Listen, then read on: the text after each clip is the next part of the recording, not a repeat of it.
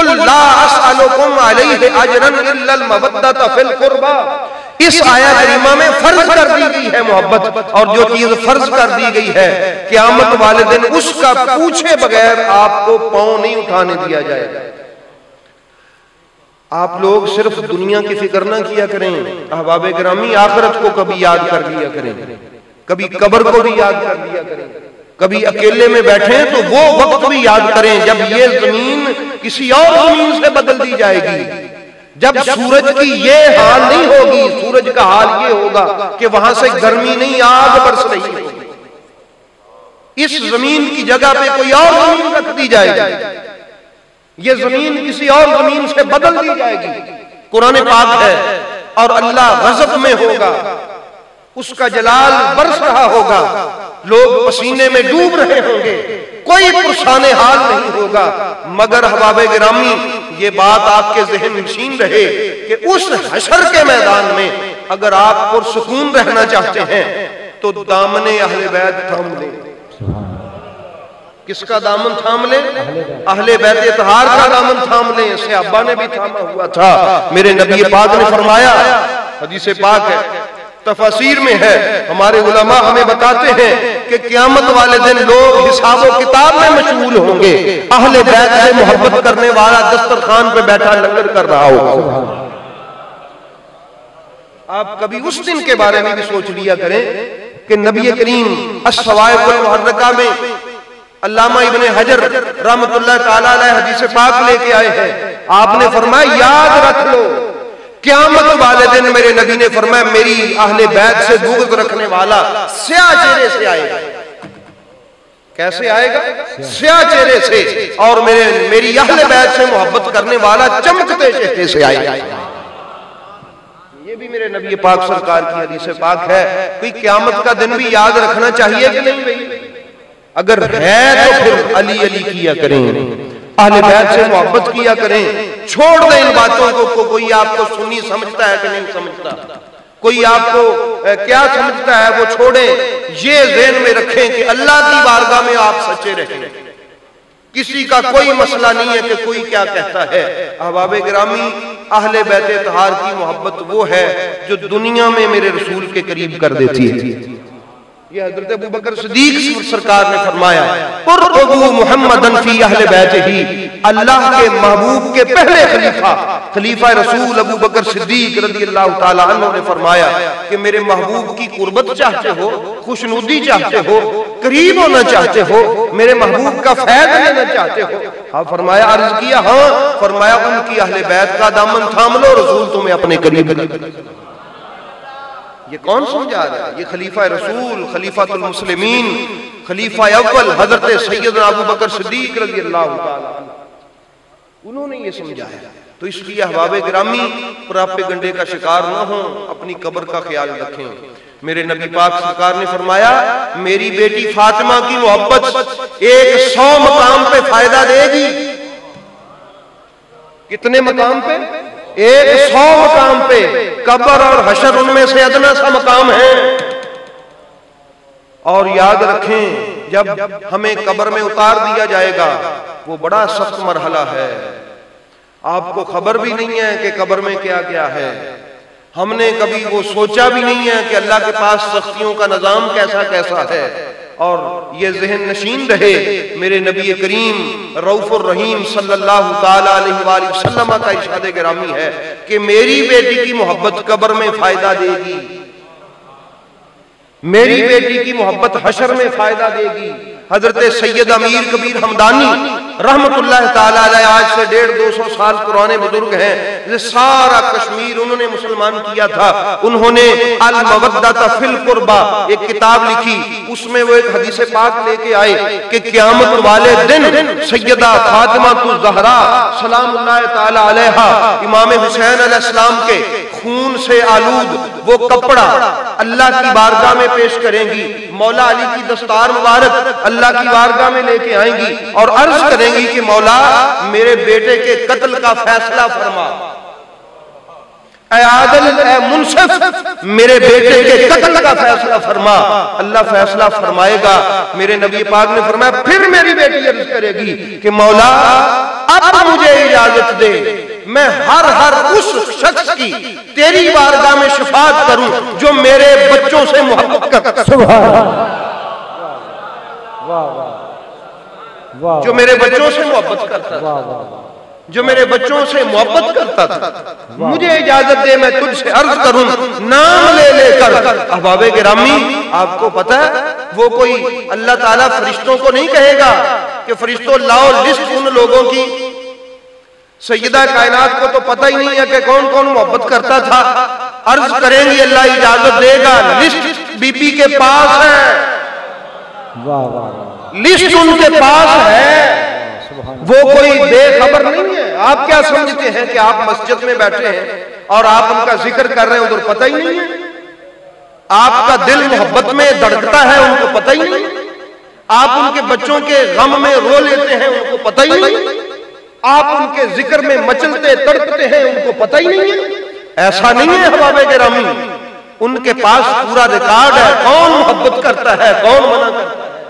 आज ये इमामें सजा के, दाढ़ियां रख के, नमाजें पढ़ के, सजदे करके और अहले बैत तहार के जिक्र से रोक के, ये लिस्ट भी है उनके पास। और ये लिस्ट भी है उनके पास कि कौन था जो हमारे नाम पे ताने सुनता रहा, कौन था जो गैरों की बातें सुनता रहा, कौन था जिसने कहा जो मर्जी कहो मैं हसनैन का जिक्र नहीं छोड़ूं। कौन थे वो लोग जो मेरे बच्चों के जिक्र में मचलते रहे, उनका याद कर करके रोते रहे। ये लिस्ट भी है।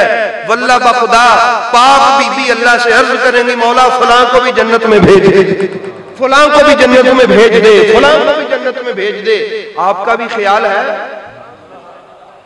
क्यों भाई, अमलों से जाएंगे आप?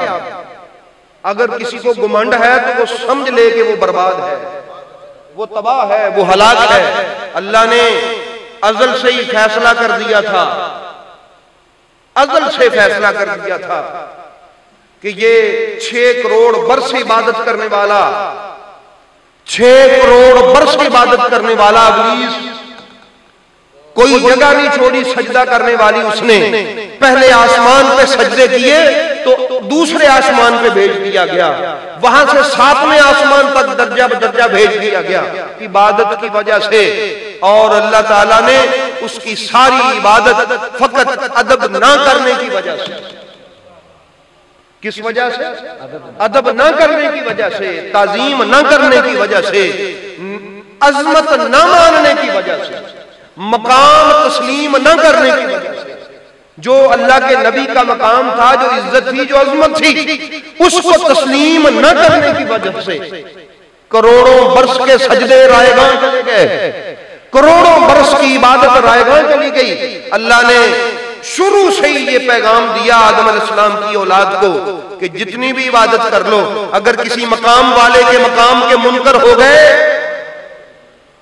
अगर किसी इज्जत वाले की इज्जत का इनकार कर बैठे, अगर किसी अजमत वाले की अजमत से मुनहरिफ हो गए, मुंह से कहते रहे कि बाजी बड़ा मकाम है, लेकिन दिल से न माना, याद रखो वो हशर करूंगा जो इब्लीस का किया। ये इबादतें, ये रोजे, ये सजदे, ये तात गुजारियां तुम्हारे काम नहीं आएंगी। मेरे नबी करीम सल्लल्लाहु अलैहि वसल्लम ने हदीस पाक फरमाई, सरकार दो आलम अलैहिस्सलातु वस्सलाम ने फरमाया, अगर कोई शख्स खाना काबा में रहे, हजर अस्वद और मकाम इब्राहिम के दरमियान खड़ा रहे और वहां पर अल्लाह को सजदे करे। कोई बंदा उम्रा करके आता है, आप उसको भाग के मिलने जाते हैं कि ये जी खाने काबे से आया, हम उसको मस करने आगे होकर मिलने के लिए जाते हैं। मेरे नबी ने फरमाया, कोई वहां पर खड़ा रहे और इबादत करता रहे और रोजा रखता रहे। तवज्जो से सुनिएगा, आज लोग कहते हैं वो जी फलां मौलवी साहब तो ऐसे कह रहे थे, भाई ये हदीस सुनने और उन मौलवियों का हशर भी देखने। नबी पाक ने फरमाया, मकाम खाना काबा का हो और जगह हजर अस्वद और मकाम इब्राहिम के दरमियान की हो, जहां पर हजारों फरिश्ते हर वक्त बख्शिश की दुआ करते रहते, रोजे से हो और जमजम वहां से पीता हो और रोजा रखता हो, और एक दिन नहीं, रहता ही वहां, सारी जिंदगी से वहां हो। वह हुआ मुबग़िदुन li अहले बैती, मेरी अहले बैत से बुग़्ज़ रखता हो। मेरी अहले बैत से क्या रखता हो? अल्लाह ताला के महबूब ने फरमाया जो ही मरेगा दखल अन्नार, अल्लाह फरमाएगा फरिश्तों इसको जहन्नुम में फेंक दो। मुझे इसका काबे में रहना कबूल नहीं, मुझे इसका काबे में रोजे से आना कबूल नहीं, मुझे इसके काबे में सजदे कबूल नहीं, ये मरदूद है, बारगाहे इलाही से रद्द किया हुआ है, ये जहन्नुमी है, इसकी सारी जिंदगी की इबादत इसे फायदा न दे सकी। क्यों? ये अहले बैत से बुग़्ज़ रखता था। अहले बैत से क्या रखता था? बुग़्ज़ रखता था। अब आपको हशर का पता चला कि क्या होता है अहले बैत से बुग़्ज़ का। ये बुग़्ज़ क्या होता है? बुग़्ज़ ये होता है कि मैं महफिल कर रहा हूं और किसी शख्स के दिल में मरोड़ पेट में उठे और दिल में वट आए उसके कि यार ये 20 मिनट हो गए, आधा घंटा पौना हो गया, ये सिर्फ अली अली किए जा रहा है, कोई और जिक्र भी कर ले। अगर किसी को ये बीमारी हो तो वो किसी वली के कदमों पे नाक रगड़े, उसके दिल में बुग़्ज़ है, मोहब्बत हो ना जिससे, उसका जिक्र तो सारी जिंदगी भी सुने तो दिल नहीं भरता। जिससे मोहब्बत हो उसका जिक्र तो दिन रात सुने तो दिल नहीं भरता। मेरे वालिद गिरामी हुजूर किबला पीर सैयद जमात अली शाह साहब रहमतुल्लाह ताला अलैह मेरे ख्वाजा अजमेर से मोहब्बत करते थे। तो वल्लाह बखुदा यकीन जानिए कई बार ऐसी कैफियत होती कि कई कई रातें मेरे ख्वाजा के जिक्र में गुजर जाती और हमें खड़ा कर करके कहते सुनो मेरे ख्वाजा का जिक्र। हुजूर बाबा फरीद से मोहब्बत करते थे। मैंने देखा अपने वालिद गिरामी को सारी सारी रात हाथ बांध के खड़े रहते और हुजूर बाबा फरीद साहब को याद करते रहते। अहले बैत का जिक्र करते तो ऐसे ही करते, सहाबा का जिक्र करते तो ऐसे ही करते। तो अहबाब गिरामी ये कौन सा कानून है कि वो जी थोड़ा सा कोई और भी जिक्र कर ले, इस तरह मुसलसल एक ही जिक्र करने से बंदा सुन्नी नहीं लगता। ये सुन्नी ना लगना बहाना है, असल में बुग़्ज़ है। याद रख लें, ये सुन्नी ना लगना ये बहाना है ऊपर ऊपर का, असल में ये बहाना इसलिए कि बुग़्ज़ है, बर्दाश्त नहीं होता, ये ज्यादा जिक्र बर्दाश्त नहीं होता, इसलिए ये बहाना लगाया जाता है। ये जी बंदा सुन्नी नहीं लगता, आप मुसलसल अगर उनका जिक्र करें तो अहबाब गिरामी मेरे नबी पाक ने फरमाया मन अहब्बा शैयन फअक्सर ज़िक्रहू, अगर किसी से देखना हो कि ये मोहब्बत करता भी है कि नहीं, मेरे नबी ने फरमाया उसके पास बैठो, कभी आओ जाओ, उसकी मजलिस अटेंड करो, उसकी नशिस्त बर्खास्त करो, जिससे वो मोहब्बत करता है अक्सर उसका जिक्र करेगा। अक्सर उसका क्या करेगा? अगर तो वो अक्सर जिक्र करता हुआ मेरे पाक मोहम्मद अरबी ने फरमाया तो जान लेना ये वाकई मोहब्बत करता है। कैसे जिक्र करता हुआ? आप भी जरा कह दें अपनी जुबान मुबारक से, कैसे जिक्र करता हुआ? अक्सर। अक्सर, ये अक्सर क्या होता है? यानी ज्यादा, हर वेले जिदों चले जाओ उन्होंने ही जिक्र है। मेरे नबी ने फरमाया ये मोहब्बत की निशानी है। ये किसकी निशानी है? मोहब्बत की। भाई अगर ये भी मेरे रसूल ने ना फरमाया हो तो मैं तब भी जिम्मेदार। अक्सर जिक्र करना उसका जिससे वो मोहब्बत करता है, ये उससे मोहब्बत की निशानी है। तो नबी कहे ये मोहब्बत की निशानी है, खुश्क कहे कि ये शीयत की निशानी है। अब आप बताएं कि खुश्क की बात ठीक है या रसूल की बात? रसूल की बात ठीक। तो अक्सर जिक्र करना ये मेरे रसूल पाक ने मोहब्बत की निशानी बताई है। तो अहबाब गिरामी आपको मैं इस बात से डरा रहा हूं इस बात से कि क़यामत वाले दिन ये सवाल होगा अहले बैत के बारे में, सवाल होगा अहले बैत के बारे में, बार बार कह रहा हूं सवाल होगा अहले बैत के बारे में। कोई कहे जी कहां लिखा हुआ है? ये जो है ना कुल हुवल्लाहु अहद तौहीद है ना, तौहीद का सवाल होगा कि नहीं? कुल या अय्युहर रसूल इन्नी रसूलुल्लाहि इलैकुम जमीआ, ये रिसालत है, ये भी लफ्ज़ कुल से है, इसका भी सवाल होगा कि नहीं?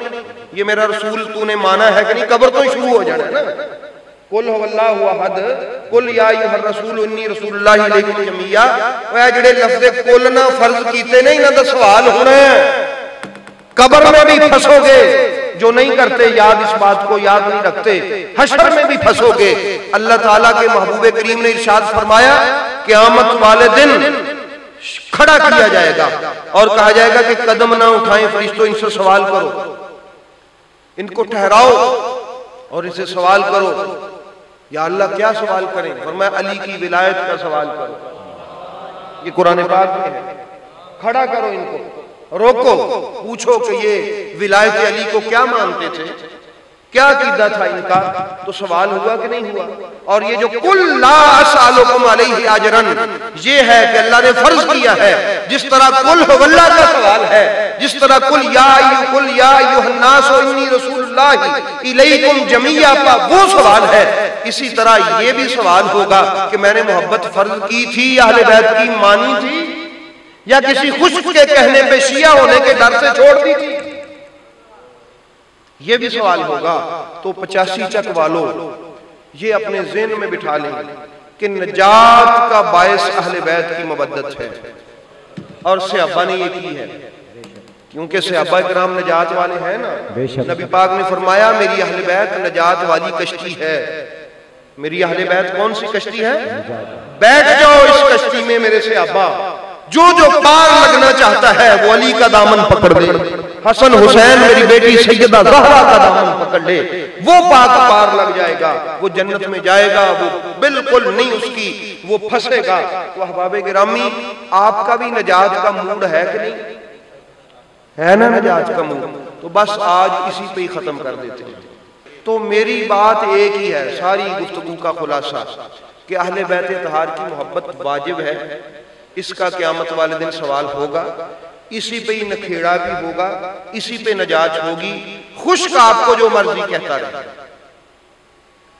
अहले बैत का जिक्र करें, करबला से सीखें कि हक पे खड़े कैसे होते हैं, करबला से सीखें कि अल्लाह की इबादत का मकाम क्या होता है, करबला में सीखें कि कुरान से मोहब्बत का तकाजा क्या है, करबला से सीखें कि मोमिन का किरदार कैसा होना चाहिए।